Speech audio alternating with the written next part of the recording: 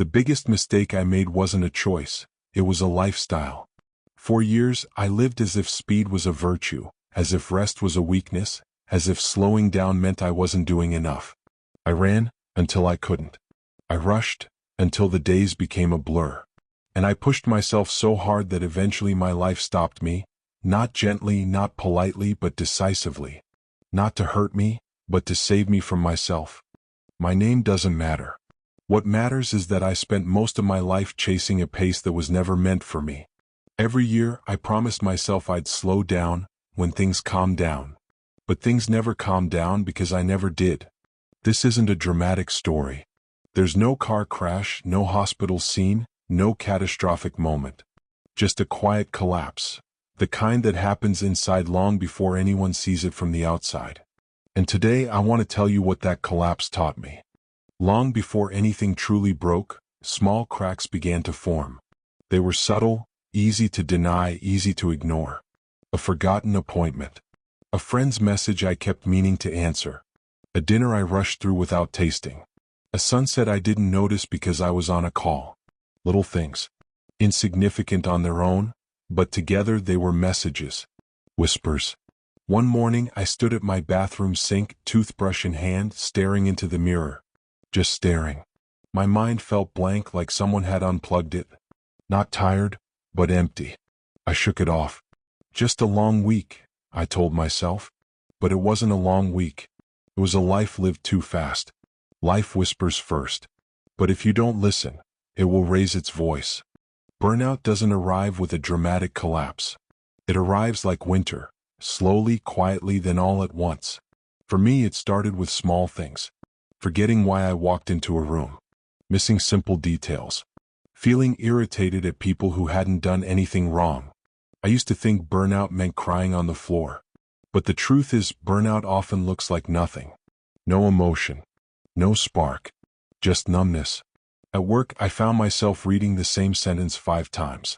My eyes moved across the lines, but my mind stayed behind. One day, a coworker asked if I was all right. I said yes. I said it automatically, the way people say, I'm fine even when they're far from it. But later that night, sitting alone in my car, I realized I hadn't been fine in years. Burnout is the slow fading of a person who used to feel alive. The moment life stopped me wasn't dramatic.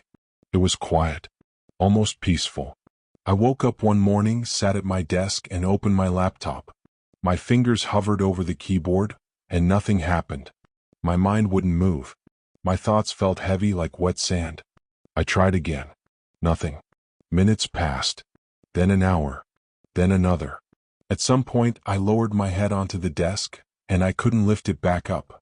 I wasn't in pain. I wasn't crying. I wasn't panicking. I was empty, deeply, profoundly empty. My body had simply stopped. Not violently. Not dramatically. Just with a quiet, unnegotiable no. And in that stillness I realized, if you don't slow down by choice, life will slow you down by force. In the days that followed, I didn't do much. I slept. I sat by the window. I watched birds land on the fence outside. I let time move without trying to race it. At first, the silence scared me. I didn't know who I was without the noise, without the deadlines, without the constant movement. But slowly, the silence became something else. Not emptiness, but space. Space to breathe. Space to think. Space to feel. I realized how long I had gone without hearing my own thoughts. How long I had been drowning in obligations, expectations, and responsibilities. Silence isn't the absence of life. It's where life gathers strength. One afternoon, I took a slow walk through a nearby park, something I hadn't done in years. I watched the leaves move in the breeze. I listened to the sound of children laughing. I noticed how the sunlight fell through the branches. Nothing extraordinary happened. No grand revelation. Just small moments, ordinary, quiet, beautiful. And for the first time in a long time, I felt connected to the world again. We often think meaning comes from big achievements. But the truth is, meaning lives in small moments we're too busy to notice. Life isn't found in the finish lines, it's found in the steps you take on the way there.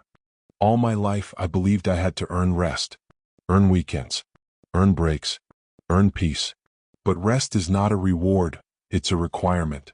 Just like hunger means you need food, exhaustion means you need rest. One evening as I lay on my couch doing absolutely nothing, I felt guilt creeping in. That old voice whispered, "You should be productive." But another voice, a quieter, kinder one, said, "You're allowed to simply exist." And that voice was right. Rest isn't the opposite of productivity, it's the foundation of it. When I finally slowed down, I began to see the people around me more clearly. I noticed how long it had been since I'd called my parents. How many times I told friends, "I can't today." How often I rushed conversations instead of listening. Busyness had made me absent, not because I didn't care, but because I didn't have anything left to give. When I reached out again, the people who mattered didn't ask why I disappeared. They just said, "It's good to hear your voice."